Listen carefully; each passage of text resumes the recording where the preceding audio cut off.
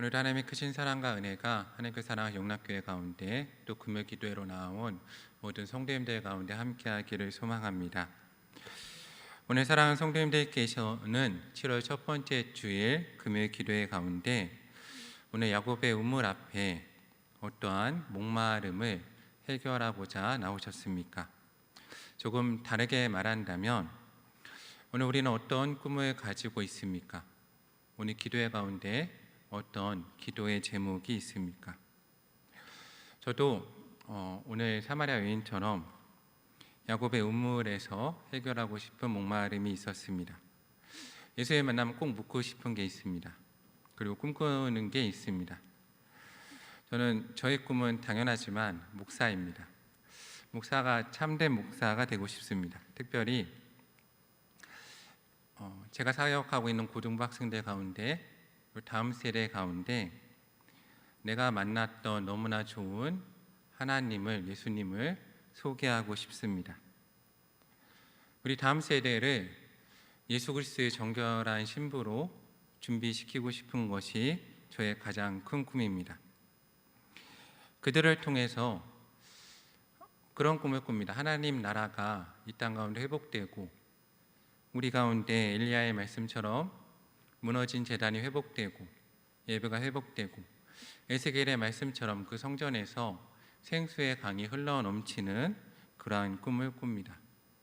그리고 예배 가운데 많은 사람들이 나와서 그들의 목마름을 해결하고 죄를 씻고 하나님을 만나서 우리 나라와 민족이 군사적인 강대국이 되고 힘이 있는 나라가 되는 것이 아니라 하나님께서 영적으로 인정하시는 나라, 하나님이 삼으신 제사장의 나라, 생수가 흘러넘치는 나라가 되게 하는 것이 저의 목회자로서의 꿈입니다. 그것을 놓고 20년 가까이 다음 세대 사역을 하고 있습니다. 그런데 저는 다음 세대를 보면서 그리고 우리 교회를 보면서 특별히 나라와 민족을 보고 지금 우리 현실을 보면서 정말 내가 이 꿈을 이룰 수 있을까에 대해서 진지하게 많이 고민을 해보았습니다. 왜냐하면 예수님은 우리를 예수 그리스도의 신부로 부르셨는데 우리의 모습은 역사를 아무리 돌아보아도 교회를 보아도 예수 그리스도의 정결한 신부라고 하기보다는 오늘 본문에 나온 것과 같이 남편 5 있었던 사마리아 여인과 같은 그러한 모습이기 때문입니다. 하나님은 예배를 통해 우리를 그리스도의 정결한 신부로 삼기 원하셨고 우리가 생수의 파이프가 되기 원하셨습니다. 그런데 여기 물잔이 있는데 이 물잔이 더럽다면 이 물잔에 담겼던 물을 누가 마시겠습니까? 우리가 거룩해야 되는데 하나님 안에서 우리 나라 민족을 볼 때 우리 다음 세대가 한국교회가 정말 예수 그리스도의 정결한 신부의 사명을 감당할 만큼 정결한가? 하나님의 파이프가 될 만큼 깨끗한가? 그 모습에 진지하게 고민을 해볼 수밖에 없었습니다. 에스겔 47장 1절과 2절을 보면 이런 말씀이 나옵니다. 그가 나를 데리고 성전문에 이르시니 성전의 앞면이 동쪽을 향하였는데 그 문지방 밑에서 물이 나와 동쪽으로 흐르다가 성전 오른쪽 제단 남쪽으로 흘러내리더라. 에스겔은 성전에서 하나님의 생수가 흘러넘치는 환상을 봅니다. 스가랴 14장 8절에도 비슷한 말씀이 기록되어 있습니다. 그날의 생수가 예루살렘에서 솟아나서 절반은 동해로 절반은 서해로 흐를 것이라 여름에도 겨울에도 그러하리라 라고 기록되어 있습니다. 에스겔은 포로기 이후에 무너진 예루살렘 성전을 회복할 것을 꿈을 꾸면서 그 성전에서 생수가 흘러넘치는 환상을 봅니다. 그리고 환상을 통해서 이 생수를 통해서 우리가 목마름을 해결함을 받고 우리의 죄가 깨끗해지는 그런 것을 꿈꾸게 되는 겁니다. 하나님께서는 유다 민족과 이스라엘 백성을 바로 이 생수의 통로로 선택하셨습니다. 이스라엘 백성도 꿈을 꾸었을 것입니다.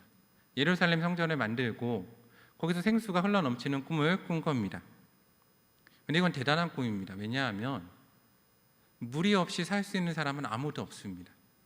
근데 생수의 통로가 하나밖에 없는 겁니다. 어디입니까? 예루살렘 성전밖에 없어진 겁니다. 이거는 대단한 영적인 독점입니다. 엄청난 자산을 가진 겁니다. 모든 사람들이 영적 갈급을 해결하기 위해서, 죄를 씻기 위해서는 이제 어디로 가야 되는 겁니까? 예루살렘 성전으로만 가야 됩니다. 그래서 그렇게 성전을 회복하고자 힘썼던 겁니다. 그런데 하나님께서는 이거를 허락하셨습니다. 신명기 12장 13절에서 14절 말씀을 보면 이렇게 기록되어 있습니다. 너는 삼가서 내게 보이는 아무 곳에서나 번제를 드리지 말고 오직 너희 한 지파 중에 여호와께서 택하신 그곳에서 번제를 드리고 또 내가 내게 명령하는 모든 것을 거기서 행할지라. 우리가 잘 아는 중앙성소 사상입니다. 하나님께서는 오직 한 곳 예루살렘 성전만을 선택하시고 그곳에서만 예배 드릴 수 있게 하셨습니다. 그리고 그곳에서만 생수가 흘러넘치는 겁니다. 그래서 많은 민족이 영적 갈급함을 해결하기 위해서, 나의 죄를 씻기 위해서는 예루살렘 성전으로 나아가야 되는 겁니다. 엄청난 영적인 자산을 가지게 된 겁니다. 그런데 그 성전이 무너졌습니다. 이스라엘 백성의 죄로 인해서. 그래서 포로기에서 귀환한 이스라엘 백성들은 솔로몬의 영화, 영적 생수의 그 사명, 그 파이프의 사명을 감당하기 위해서 길을 쓰고 성전을 재건하였습니다. 그런데 이 성전을 재건하고 파이프를 만드는데 중요한 것이 하나 있습니다. 제가 아까 말씀드린 것처럼 이 통로가 깨끗해야 된다는 겁니다. 더러우면 안 됩니다. 이스라엘 백성은 이 정결을 유지하기 위해서 대단히 힘을 씁니다. 에스라 4장 1절에서 3절 말씀을 보면 포로 귀환을 한 유다 백성들이 이 예루살렘에 돌아와서 성전을 재건할 때 그곳에서 스룹바벨을, 그 많은 백성들을 성전을 재건한 일을 함께 하고 싶다는 사람들이 나옵니다. 그 사람들이 누구입니까? 열왕기하 17장 24절에서 41절까지의 말씀을 보면 주전 722년에 아스루 왕이 이스라엘 백성들 가운데 포로된 사람들을 데려와다가 한 지방에 살게 합니다. 그리고 그곳에서 이 백성들이 너무나 시온 사상에, 하나님의 선민 사상에 뭉쳐 있으니까 이들을 통치하기 어려움으로 이들의 백성을 섞습니다. 그래서 그들이 혼혈 민족이 됩니다. 그 사람이 누구입니까? 오늘 우리가 보고 있는 바로 사마리아 사람들이 그렇게 섞인 민족인 겁니다. 그래서 오늘 성경의 구조는 정말 대단한 의미를 가지고 있습니다. 왜냐하면 오늘 예수님께서 그렇게 부정한 사마리아 땅에 걸어 들어가신 겁니다.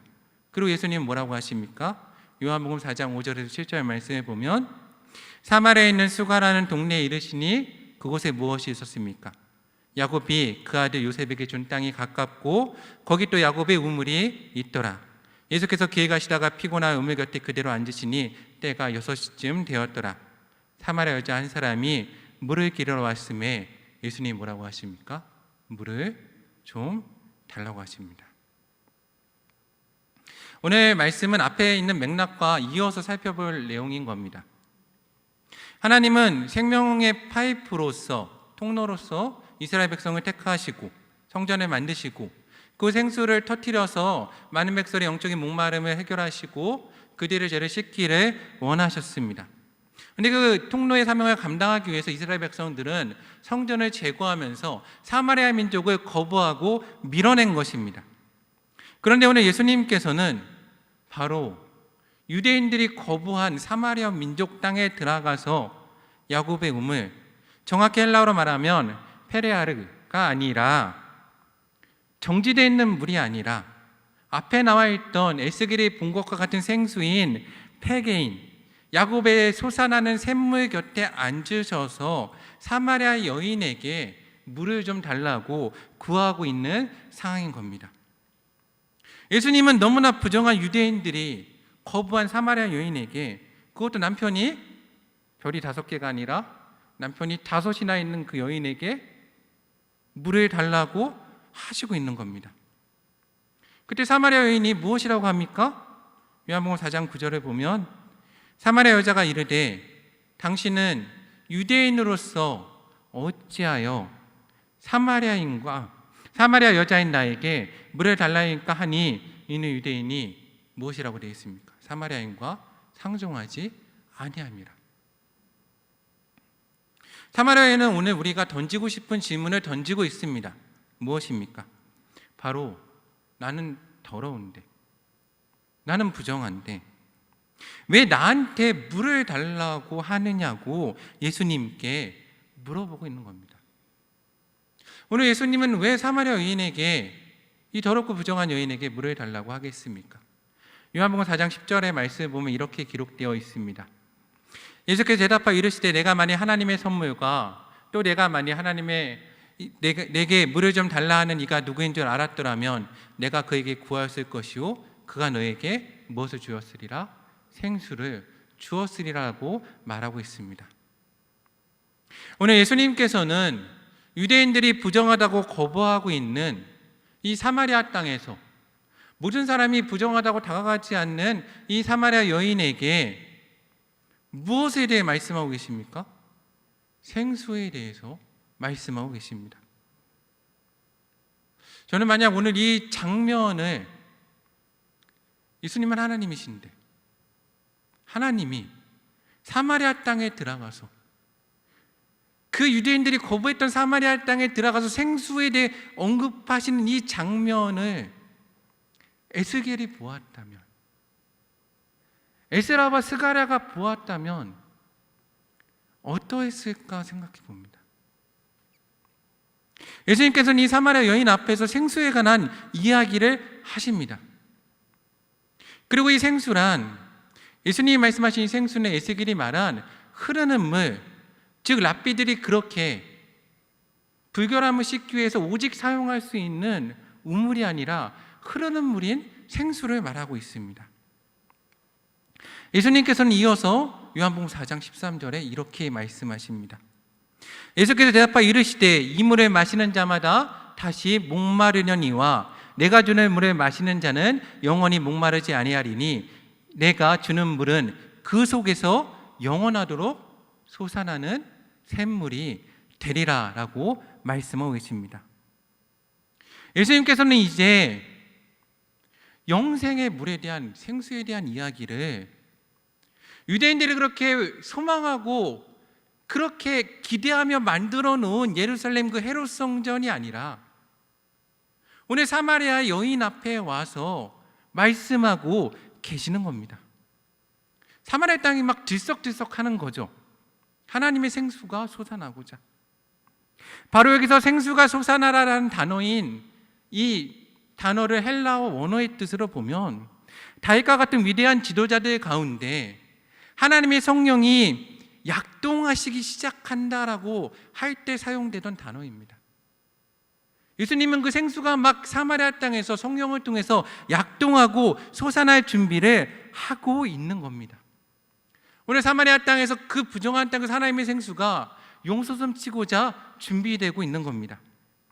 이어서 요한복음 4장 15절은 이렇게 기록되어 있습니다.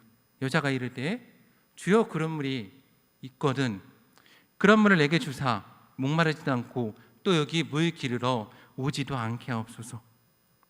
여인은 구합니다. 무엇을 구합니까? 나에게 물을 달라 합니다. 나는 이곳에 오기 너무 힘들다는 겁니다. 왜입니까? 왜 여인이 정오에 왔습니까? 이 사마리아 이 더운 곳에서. 왜냐하면 이 사마리아 지역이 너무 특별한 지역이기 때문입니다.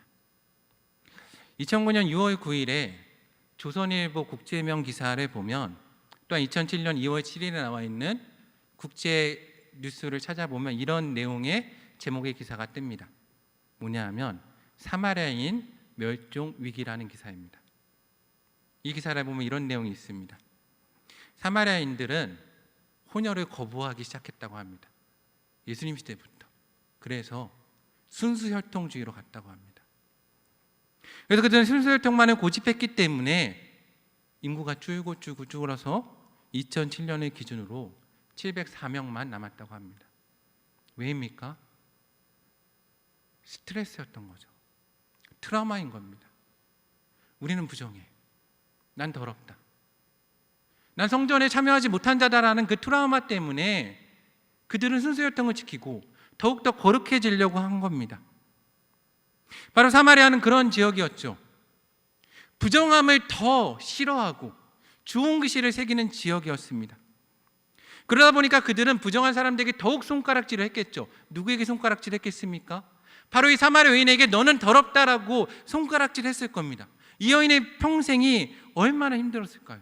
이 여인은 생각한 겁니다. 나는 더럽다라는 그 생각을 가지고 있었던 겁니다. 그래서 그 여인은 예수님 만나서 물 한 잔 달라고 했을 때 주지 못한 겁니다. 왜요? 나는 더럽다라고 생각했기 때문입니다. 그래서 제가 궁금한 건 이겁니다. 이렇게 더럽다라고 생각하는 이 여인, 모두가 거부하는 이 여인에게 왜 예수님이 찾아가셔서 생수에 대한 얘기를 하고 있는가 하는 겁니다. 어떻게 예수님은 이 여인을 만날 수 있었을까요? 중요한 건 이거죠. 앞의 내용입니다. 성도님들은 어떤 꿈을 가지고 계십니까? 오늘 이 여인은 어떤 꿈을 갖고 있습니까? 오늘 예수님 이 여인 가운데 생수를 달라는 이 여인에게 한 가지 조건을 거십니다. 어떤 조건을 거십니까? 가서 내 남편을 데려오라는 겁니다. 근데 이 여인은 남편이 없다 하죠. 근데 예수님은 여인이 말하지도 않았는데 맞으십니다. 그래, 넌 남편이 없다. 5이 있었는데 지금 있는 자도 내 남편이 아니다. 그러자 요한복음 4장 19절에 여인이 이렇게 말합니다. 뭐라고 합니까? 주여, 내가 보니 뭐로소이다? 선지자로소이다. 이 여인은 예수님이 특별하다는 걸 알아냅니다. 근데 여기서 말하는 선지자는 우리가 아는 선지자는 약간 다릅니다. 왜냐하면 사마리아인들은 모세 오경만을 인정했기 때문에 여기서 말하는 선지자란 모세의 뒤를 이은 선지자입니다. 사랑하는 영락교회 성도님들, 만약 오늘 밤에 성도님들 앞에 제가 아니라 모세와 같이 모세가 서서 성도님들 가운데 여러분의 꿈이 무엇입니까? 라고 물어보면 무엇을 물어보시겠습니까? 이 여인은, 오늘 이 사마리아 여인은 모세와 같은 예수님께 뭘 물어보겠습니까? 여기에 꿈이 있거든요. 저 같으면 이렇게 물어보겠습니다. 어떻게 해야 다시는 남편에게 버림받지 않을 수 있는가? 어떻게 하면 남편 없이 잘 살 수 있는가? 어떻게 하면 부자가 될 수 있는가를 물어야 되는 겁니다. 그런데 오늘 이 여인은 무엇을 묻고 있습니까? 요한복음 4장 20절 말씀을 보면 이렇게 기록되어 있습니다. 우리 조상들은 이 산에서 예배하였는데 당신들의 말은 예배할 곳이 예루살렘에 있다 하더이다. 이 여인은 예수님께 뭘 묻고 있는 겁니까? 어디서 예배 드립니까? 어떻게 해야 예배를 드릴 수 있습니까? 난 예배를 드리고 싶은데, 난 예배를 드리고 싶은데 어디 가야 예배를 드릴 수 있습니까? 라고 오늘 예수님께 묻고 있는 것입니다. 오늘 어떻게 이 사마리아 여인이 예수님을 만날 수 있었겠습니까?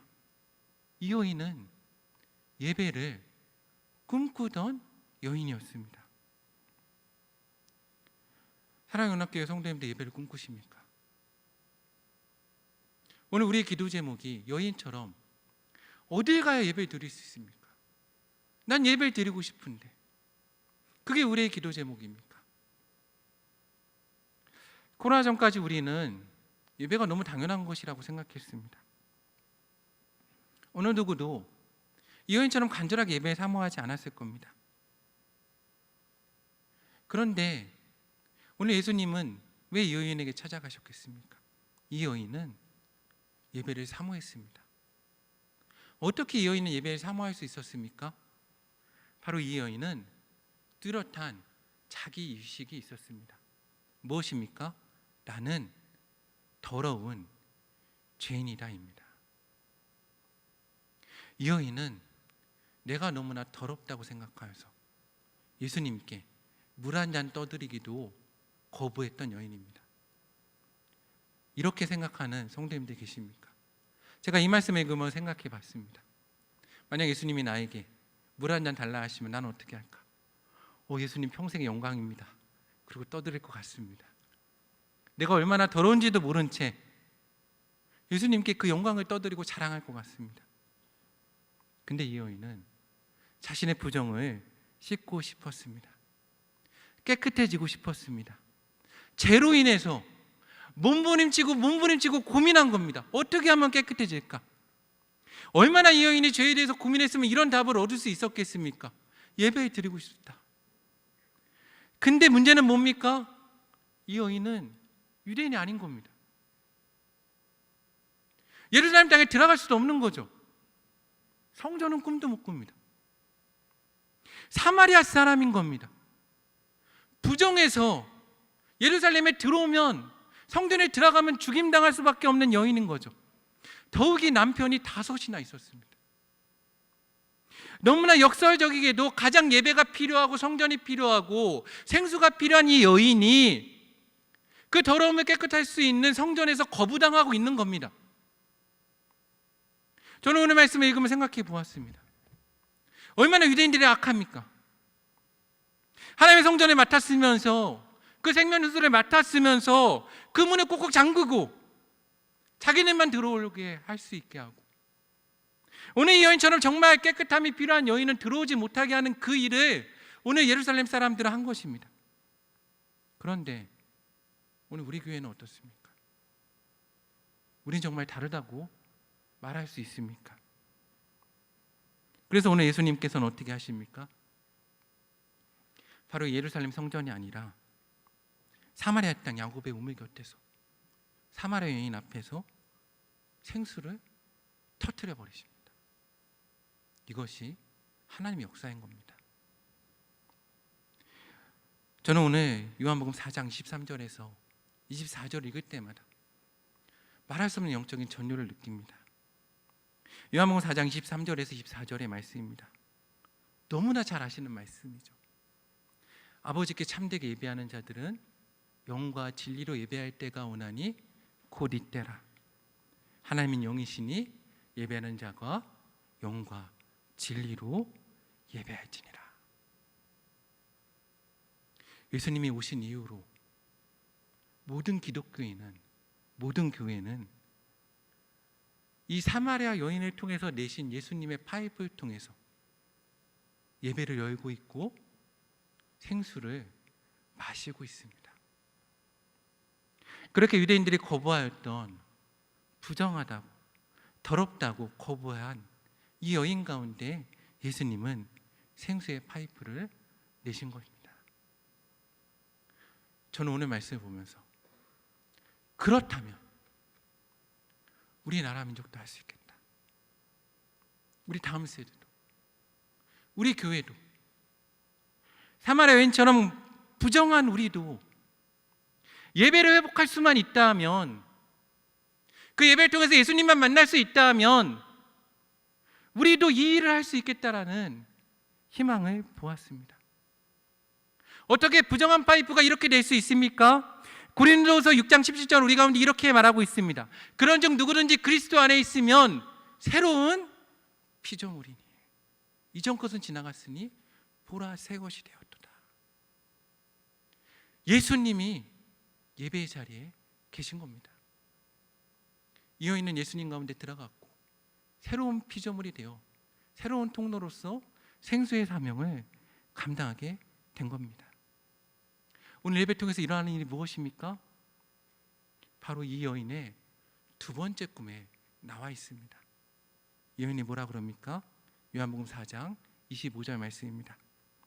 여자가 이르되 메시아 곧 그리스도라 하는 이가 오실 줄을 내가 아노니 그가 오시면 모든 것을 우리에게 알려주시리이다. 아멘. 이 여인은 메시아를 기다린 여인이었습니다. 그리고 이 여인이 기다린 메시아는 유대인들이 기다렸던 다윗 왕의 메시아가 아닙니다. 내 꿈을 이뤄주고 왕국을 회복하고 그 옆에서 내가 한 자리를 차지할 꿈을 꾸는 메시아가 아니라, 사마리아인들은 모세 오경만을 보았기 때문에 모세와 같이 하나님이 예배와 성전을 회복시킬, 그들을 거룩하게 할 메시아를 기다리고 있었던 겁니다. 오늘 사랑하는 성도님들, 우리는 어떤 예수님을 기다리고 있습니까? 오늘 예수님은 그렇게 예배를 사모하는 여인에게, 예수 그리스도를 만나길 사모하는 여인에게 말씀하십니다. 요한복음 4장 26절 말씀은 다 함께 읽겠습니다. 예수께서 이르시되 내가 말하는 내가 그라 하시니라. 아멘. 예수님은 자신을 드러내십니다. 오늘 이 말을, 내가 그라는 말을 헬라어로 번역하면 출애굽기 3장 14절에 있는 나는 스스로 있는 자다, 나는 있다, 이곳에 바로 너와 함께, 너가 내 안에 있다는 그러한 말이 됩니다. 바로 고린도후서 6장 17절의 말씀처럼 예수님께서는 이 여인을 그리스도 안에서 새로운 피조물로 바꾸신 것입니다. 오늘 이 여인은 그렇게 사모하던 예배를 예루살렘 성전이 아니라 삶의 현장에서 야곱의 우물 곁에서 만납니다.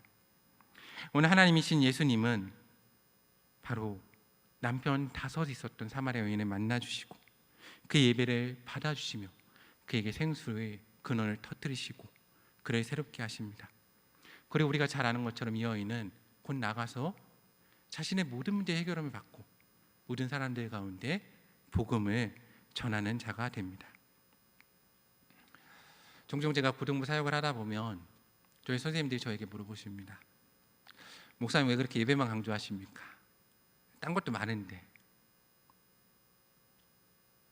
예배 말고 희망이 없습니다. 사마리아 여인 같은 다음 세대, 그들을 어떻게 깨끗하게 하겠습니까? 예배만이 우리 가운데 희망이 있는 겁니다. 그런데 코로나로 예배가 멈췄습니다.